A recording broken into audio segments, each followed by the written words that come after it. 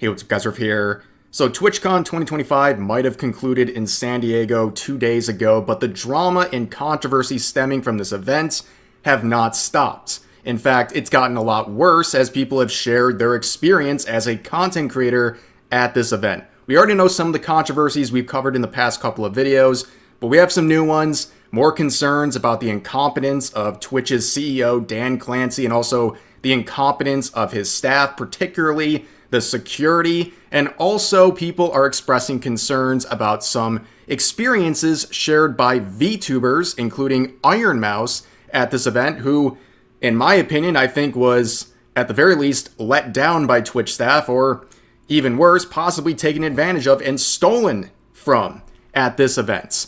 Now, we'll get into all that stuff in just a second, but you guys are all aware of the Emiru situation. She was assaulted live during a meet and greet, and that raised a lot of concerns about security and just really the competence of their staff, who allowed this person to simply walk out of the event after assaulting someone who's made the platform millions upon millions of dollars. But it appears that Twitch really doesn't want to have a lot of conversations about this because they are actively blocking people on social media through their official Twitter account, which is very bizarre behavior to say the least. But one of the VTubers who had a interesting experience at TwitchCon 2025 was Chibidoki, a very popular indie VTuber. We talked about this briefly the other day, but I'm bringing it up because we have a bit of a follow-up to this. So she shared two things. Number one, that her meet and greet came to a very sudden end, and she thought, oh, that was it. That was all the people who were coming up. But it turns out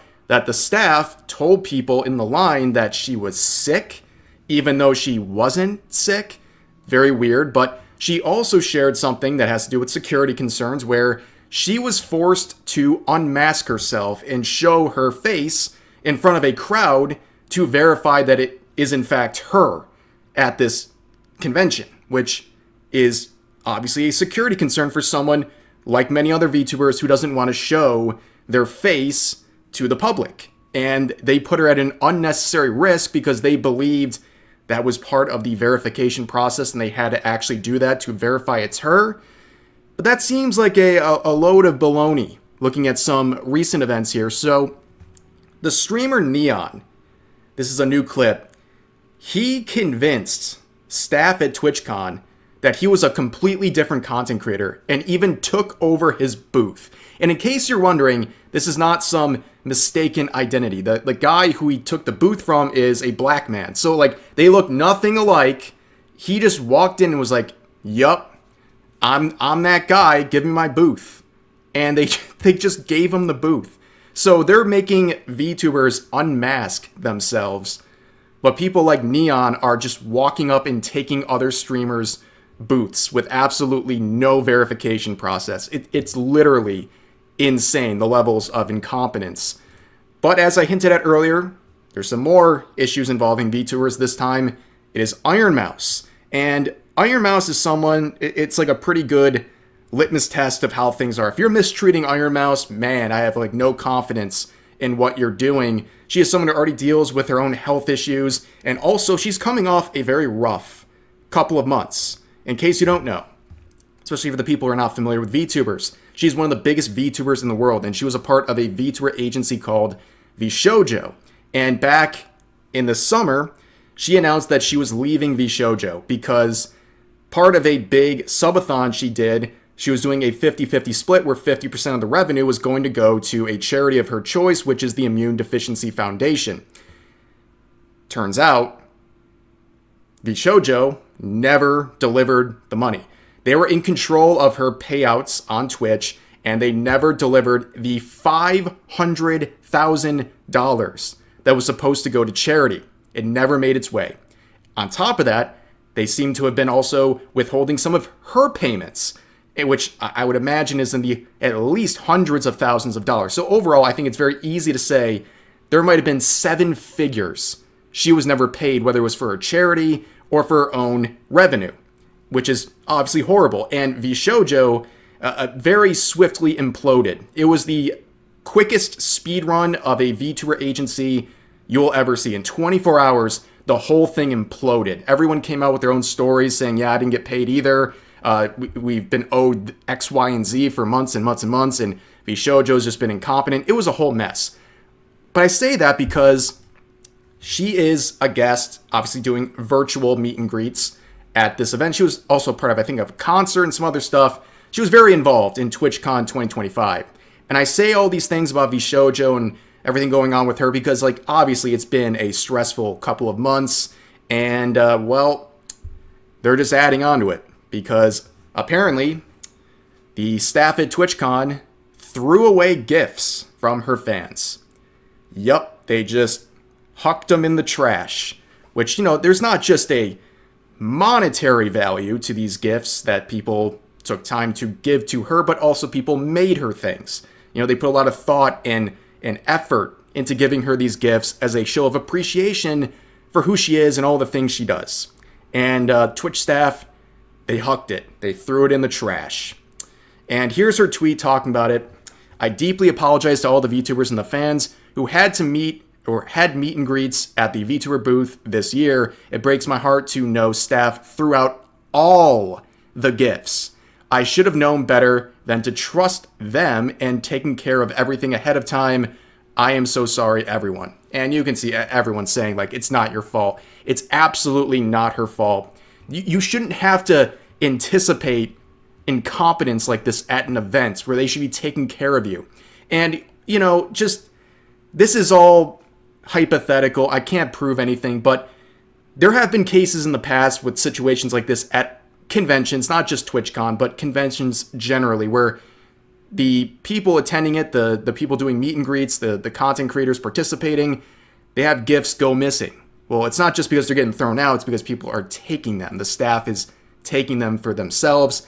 I think that's a very real possibility. But either way, at the end of the day, she didn't get what she was supposed to receive from her fans. And to think that they either A, through incompetence, threw it out, threw all the gifts out, or the next option, which is someone took these items. Either way, it's really, really bad, and you couldn't do it to a person that would anger more people, right? Like, of all the content creators you're going to screw over, you chose Ironmouse. Terrible, terrible decision by whoever at the Twitch staff who was involved with this. But it gets worse because she was not the only one this happened to. This also happened to Henya the Genius, who's also a former VShojo member, who also left very quickly and was owed things from the company as well in that gigantic disaster. But she also said this: unfortunately, due to miscommunication or misunderstanding, any gifts or presents given to my meet and greet were disposed by the venue staff. What are we doing? I mean, at this point, like, even this happening to one person is already very suspicious and really a really bad look. But happening twice, and I'm sure probably to other VTubers as well, this is crazy. This is such a terrible look for Twitch. And a lot of people are looking around and they're like, Dan Clancy, CEO, what are you doing? There have been a lot of people talking about this guy. In fact, there's a lot of tweets that are going viral right now asking for him to step down, listing out the many things that people are attributing to his quote-unquote legacy at Twitch as the head of the ship over there. But yeah, the lack of security and the incompetence of the Twitch staff at TwitchCon is just, it's inexcusable. And when you have situations like this play out, someone's got to be accountable. Someone's got to answer to everything going on. And Dan Clancy doesn't seem like he wants to handle much of anything.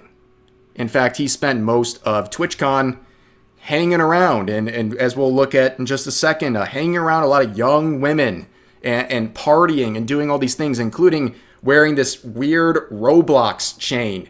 Like, brother, have you been watching the news? Like, Roblox is in, like, huge trouble. In fact, today there have been indictments issued for people who were abusing kids in that game. But you chose, of all the games, Roblox is what you want to wrap around your neck. Okay, interesting choice. But people are bringing up other stuff about Dan Clancy. You can see this tweet from Tectone sharing a message from Dan Clancy's Facebook back in 2016. And as pointed out here by Tectone, it makes a lot of sense that Twitch banned President Donald Trump because he had this to say back in 2016. Alas, the shame of it is that since we are so polarized as a country in what we read in the media, many Trump supporters would never see an article like this. Alas, I wanted to say Trump is an idiot, but if we were only so lucky, he is so much worse and much more dangerous as an idiot.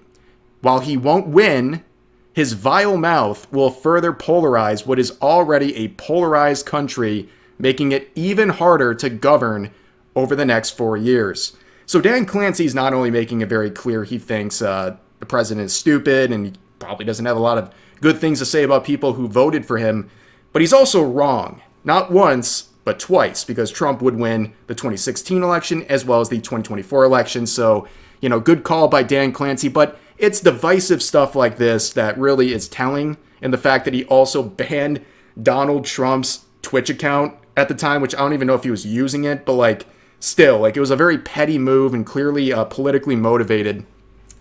But there's a lot more going on. Here's a clip. This guy, or these group of guys, were FaceTiming, and there was this girl, this young woman, and she was sitting next to Dan Clancy, who's probably 3 times her age. Now, of course, I'm not some Twitter freak who's going to be accusing him of things because there's a big age gap. These are legal aged women he's been hanging out with, not just at this TwitchCon, but for many years. But I point it out because 2 reasons. Number one, he's a married man with kids. It's a bit weird to be hanging out with young women all the time, who are 20 years old when you're around 70. I think that's weird. I'm not going to accuse you of anything, but it is strange, especially as a married man. But the thing that I really bring that up for is the fact that all these fires are going on at TwitchCon, and this is what he's doing. He's out partying with girls a third his age. It's very odd priorities. And it gets even worse because these claims have been backed up by other people who were at the TwitchCon for 2025. And they were saying they spent a lot of time hanging out with young women and partying. Told that she was sick and that she couldn't see any more people, but she was completely fine. And then they also threw away the gifts the viewers got for her. And I was like, what the is going on? Yeah, I've heard this one was crazy. I heard Dan Clancy was out a lot of nights with young girls around him, which whatever, man. If that's your thing, that's your thing. But it just felt this con felt so weird, man. Whatever. Last year I told myself I don't like TwitchCon, and so many people were like, "Why do you like TwitchCon?" And I'm like, "Well, how long do we have?" But even more problems end up popping up, and really, I think that this is going to be one of the last TwitchCons that people go to. The attendance this year was terrible, and I'm right there with this guy. I think we agree. You do you, man. You can do whatever you want. You're not breaking the law or anything, but it just seems a little weird. But also, it's your priorities are really screwed up. TwitchCon 2025 had a lot of disasters. It was a really bad experience for a lot of people who did not deserve anything that happened to them. They didn't deserve the incompetence of the Twitch staff, whether it was security or just generally. And the head of the ship, the guy who's supposed to be running everything and keeping things in control, he's out partying with 20-year-olds. What are we doing? Man, you need to take some accountability and actually run this platform in this convention, which is now going down probably as the worst TwitchCon. I heard the attendance wasn't good, and on top of that, you have all the controversies involving many different content creators who have made Twitch a lot of money. And don't undersell that, right? They should treat everyone well as a content creator on their platform, but especially when we're talking about some of these people like Emiru or Ironmouse, who have made Twitch millions and millions of dollars. Like, it's ridiculous. I mean, please. And this guy's going around just doing whatever he wants, like acting like a frat bro. It's weird. It's weird, and it's a mix-up of priorities. And I don't know if he realizes this, like, he's on the hot seat. Dan Clancy is in the hot seat. I think it's amazing he's still the CEO of Twitch, despite everything. The numbers going down across the platform steadily over the past year or two. Also, the fact that Twitch is still not profitable for its parent company, Amazon. Still not. Like, they're making billions, and they still can't turn a profit for Amazon. It's crazy.